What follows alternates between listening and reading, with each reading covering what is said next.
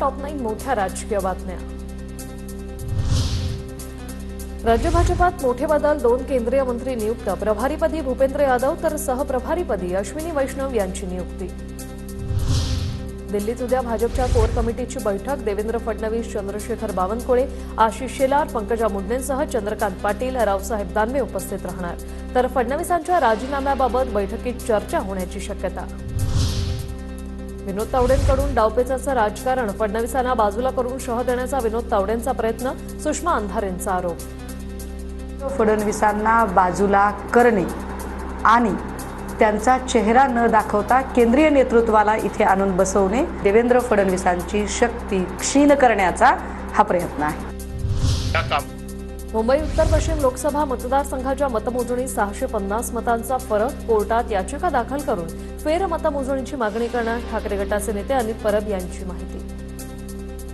आणि त्यांची मोजलेली मतं याच्यामध्ये जवळजवळ 650 पेक्षा अधिक मतांचा फरक आलेला आहे। जी आमच्याकडे आमचा हिशोब आहे तो तपासून घ्यावा, अशा प्रकारचं पिटिशन आम्ही या येणाऱ्या 1-2 जिंकलं की ठीक पण हरलं की खापर ईव्हीएमवर, असं म्हणत उदय सामंत यांची अमोल कीर्तीकर आणि संजय राऊतांवर टीका। 19व्या फेरीनंतर निवडणूक प्रक्रियेत पारदर्शकता नव्हती। एआरओच्या टेबलवरून मतांचा हिशोबही मिळाला नाही, अनिल परब यांचा आरोप।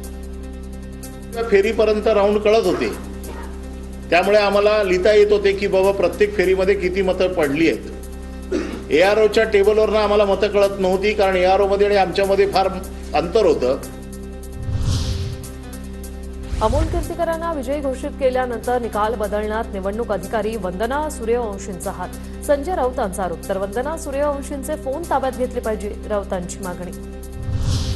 उत्तर पश्चिम मतदारसंघाचा निकाल संशयास्पद, रवींद्र वायकरांना खासदारकीची शपथ देऊ नये, खासदार संजय राऊतांची मागणी। तर अमोल कीर्तीकरांच्या प्रकरणात सीसीटीव्ही उमेदवाराला देण्याच्या मागणीसाठी सुप्रीम कोर्टात जाणार, प्रियंका चतुर्वेदींची माहिती। रवींद्र वायकरांच्या मेहुण्याविरोधात गुन्हा दाखल झाल्यानंतर आता ठाकरे गटाचे आमदार विलास पोतनीस यांच्या विरोधातही गुन्हा दाखल।